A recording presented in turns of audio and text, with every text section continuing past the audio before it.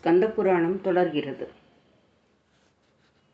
வலன் என்னும் அரசன் தேவலோகத்தை அடிமைப்படுத்த எண்ணம் கொண்டு படைகளுடன் சென்று அமராவதியை முற்றுகையிட்டான். இந்திரன் தேவர்களுடன் வந்து போரிட்டான். அசுரனுடைய பராக்கிரமம் அதிகமாக இருந்ததால் இந்திரனால் அவனை வெற்றி கொள்ள முடியவில்லை. தூதுவர்களை பூவுலகிலே உள்ள முசுகுந்த சக்கரவர்த்தியிடம் அனுப்பி படைகளுடன் புறப்பட்டு வந்து தனக்கு உதவுமாறு இந்திரன் வேண்டுகோள் விடுத்தான். தேவராஜனுடைய நிலை அறிந்த முசுகுந்தன் தன் சேனைகளுடன் வீரபாகு முதலானவர்களுடன் புறப்பட்டு அமராவதியை அடைந்த அந்நகரை முற்றுகையிட்டிருக்கும் அசுர வீரர்களை எதிர்த்து போராடினான். அந்த போரிலே அசுர வீரர்கள் பெரும் பகுதியினர் முசுகுந்தனால் அழிக்கப்பட்டனர். இந்திரன் அசுரனோடு போரிட்டு எளிதில் அவனை கொன்றான். அதனால் இந்திரனுக்கு வலாரி என்ற பெயர் வழங்கலாயிற்று. போர் முடிந்ததும் இந்திரன் தனக்கு உதவிய முசுகுந்த சக்கரவர்த்திக்கு அரண்மனைக்கு அழைத்துச் சென்று பலவாறாக உபசரித்து கௌரவித்தான். இந்திரன் நீராடி புத்தாடை அணிந்து தியாகேச பெருமாளை பூஜிக்கத் தொடங்கினான். அந்த மூர்த்தம் விஷ்ணுவால் முன்னர் பூஜிக்கப்பட்டது. இந்திரன் பூஜித்த மூர்த்தத்தை கண்டு முசுகுந்தன் பேரானந்தம் கொண்டான். முன்பொரு சமயம் கைலாயத்தில் ஈசன் உமாதேவியார் அருகில் இருக்க ஆறுமுகப் பெருமானுடன் காட்சியளித்த திருக்கோலத்தில் அந்த மூர்த்தமும் இருந்ததே முசுகுந்தனுக்கு அளவற்ற மகிழ்ச்சியை தந்தது.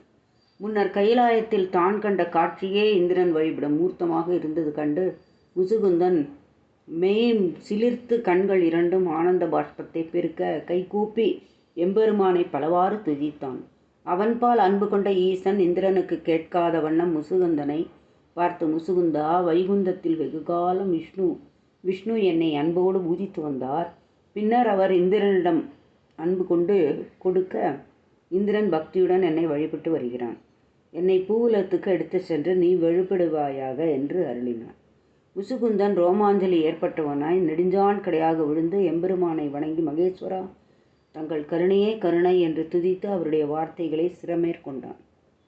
முசுகுந்தன் ரோமாஞ்சலி ஏற்பட்டவனாய் வழிபாடு முடிந்த பின்னர் இந்திரன் முசுகுந்த சக்கரவர்த்திக்கு அறுசுவை உணவளித்து அநேக ஆடை ஆபரணங்களை பரிசாக தந்து கௌரவித்தான். மேலும் பலவித ஆஸ்திரங்களையும் தந்து இன்னும் வேண்டுவதை தர காத்திருப்பதாக சொன்னான். முசுகுந்தன் கண்களில் நீர் நிரம்ப இந்திரனை வணங்கி, அமராதிபா, தாங்கள் பூஜை செய்து வரும் பெருமானை எடுத்துக்கொண்டு நாள்தோறும் வழிபட என் உள்ளம் விழைகிறது. அன்போடு கொடுத்திருள வேண்டும்.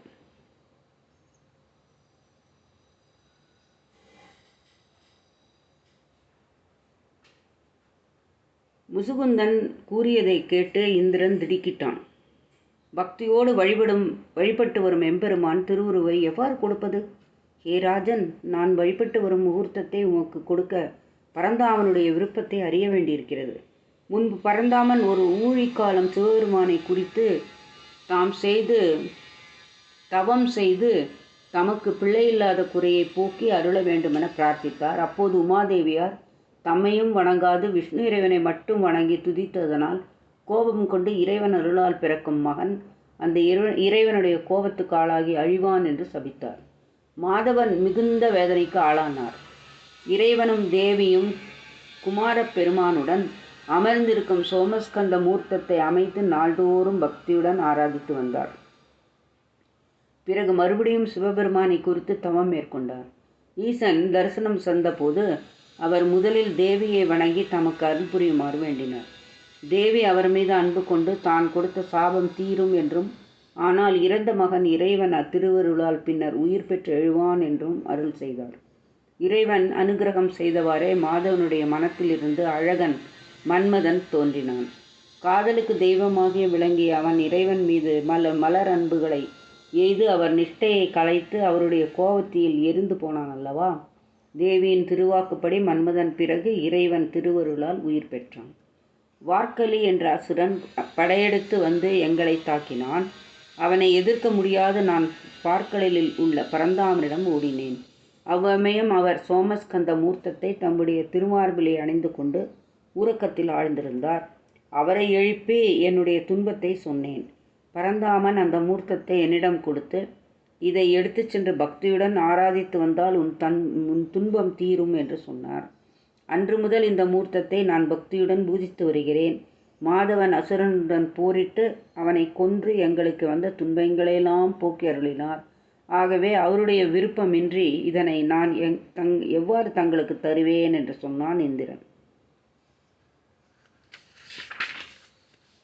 முசுகுந்தன் பார்க்கடலுக்கு சென்று பரந்தாமனை துதித்து இந்திரனிடமிருந்து சோமஸ்கந்த மூர்த்தத்தை பெற்று செல்ல அனுமதி பெற்று திரும்பினான். அப்போதும் இந்திரன் அந்த பெருமானை பிரிய மனமின்றி தவித்தான். சிறிதும் வித்தியாசம் கண்டுகொள்ள முடியாத வகையிலும் அதை போலவே வேறு ஒன்று செய்து அதை முசுகுந்தனிடம் கொடுத்தான். முசுகுந்தன் அந்த மூர்த்தத்தை பக்தியுடன் கைகளில் வாங்கி கண்களில் ஒற்றி கொண்டான். பெருமான் திருவாய் மலர்ந்து ஏதும் சொல்லாமல் இருப்பதை கண்ட அவன் இந்திரனால் ஏமாற்றப்பட்டு விட்டதை உணர்ந்தான். இதை திரும்பவும் இந்திரனிடமே கொடுத்து, அமராதிபா, நான் கேட்ட மூர்த்தம் இது அல்ல. தங்களால் பூஜிக்கப்பட்டதே கேட்டேன் என்றான். இந்திரன் வேறொன்றும் எடுத்து வந்து விட்டான். அப்போதும் முசுகுந்தன் அதை திருப்பி கொடுத்து விட்டான். 6 முறை இந்திரன் மூர்த்தங்களை கொண்டு வந்து கொடுத்தும் முசுகுந்தன் பெற்றுக்கொள்ள மறுத்து விட்டான். முடிவில் இந்திரன் வேறு வழியின்றி தான் பூஜித்து வந்த தியாகேச பெருமானை எடுத்து வந்து கொடுத்தான்.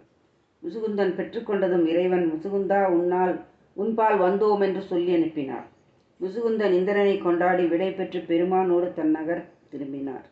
இந்திரன் முசுகுந்தனுக்காக தயாரித்த 6 திருமூர்த்தங்களை கூட அவனிடம் கொடுத்தனுப்பினார். பூலகம் திரும்பிய முசுகுந்தன் 7 திருமூர்த்தங்களையும் 7 இடங்களில் ஒரே நாளில் பிரதிஷ்டை செய்ய வழிபட்டான். திருவாரூரிலே வன்மீக நாத பெருமான் எழுந்தருளியிருக்கும் ஆலயத்திலே இந்திரனால் பூஜிக்கப்பட்ட தியாகராஜனை பிரதிஷ்டை செய்தான். திருவாரூரிலே உளியினால் செதுக்கப்படாத சுயம்புவாகவே இருந்ததால் அந்த மூர்த்தங்கள் விடங்கரும், திருநாகை காரோணத்தில் அழகு விடங்கரும், திருநள்ளாறிலே நகர விடங்கரும், திருக்கானாயலில் ஆதி விடங்கரும், திருக்கோளியிலில் அவனிடம் விடங்கரும், திருவான்மியூரில் நீல விடங்கரும், திருமறைக்காடு எனப்படும் வேதாரண்யத்தில் புவனி விடங்கரும் முசுகுந்தனால் பிரதிஷ்டை செய்யப்பட்டன. திருவாரூரில் தான் பிரதிஷ்டித்த பெருமானுக்கு திருவிழா நடத்தினான். அதே தினத்தில் மற்ற 6 தலங்களிலும் உள்ள பெருமானுக்கு திருவிழா நடத்தப்பட்டது. இந்திரன் பக்தியுடன் பூஜித்து வந்த மூர்த்தத்தை முசுகுந்தனுக்கு தந்துவிட்ட தோஷத்தால் அவன் விண்ணுலகை விட்டு பூமியிலே வந்து புலையனாக பிறந்தான். தோஷம் நீங்கி மீண்டும் விண்ணுலகை அடைய அவன் திருவாரூர் திருக்களில் திருவிழாவின் போது இறைவனை வந்து தரிசிக்குமாறு மக்களுக்கு யானை மீது அமர்ந்து முரசு அறைந்தான். இந்திரன் திருவாரூரில் முசுகுந்தனால் நடத்தப்பட்ட திருவிழாவை பல ஆண்டுகள் தரித்து மகிழ்ந்து முடிவில் புலையன் வடிவு நீங்க பெற்று விண்ணுலகம் திரும்பினான். முசுகுந்தன் வெகு காலம் நீதி தவறாத ஆண்டு வந்த பின் தன் குமாரன் அக்னிவர்மனுக்கு முடிசூட்டி ஆட்சியை ஒப்படைத்துவிட்டு தவம் செய்து கைலாசவாசத்தை பெற்றான். வீரபாகு முதலான வீரர்கள் தங்கள் புத்திரர்களை அவரவருக்குரிய பதவியில் இருந்து வரச் செய்துவிட்டு தவம் செய்து முருகப்பெருமானை அடைந்தார்கள். முருகப்பெருமானுக்குரிய விரதங்களையும் முசுகுந்தன் பக்தியுடன் வழிபட்டதால் உன்னத பதவியை அடைந்து மகிழ்ந்திருந்து முடிவில் இறைவன் திருவடிகளை அடைந்தான். ஆறுமுகப் பெருமானுக்கு சொல்லப்பட்டுள்ள விரதங்களை எவர் பக்தியுடன் கடைபிடித்து அவரை ஆராதித்து வருகின்றார்களோ அவர்கள் எண்ணியதெல்லாம் நிறைவேறப் பெறுவார்கள். நன்றி, வணக்கம்.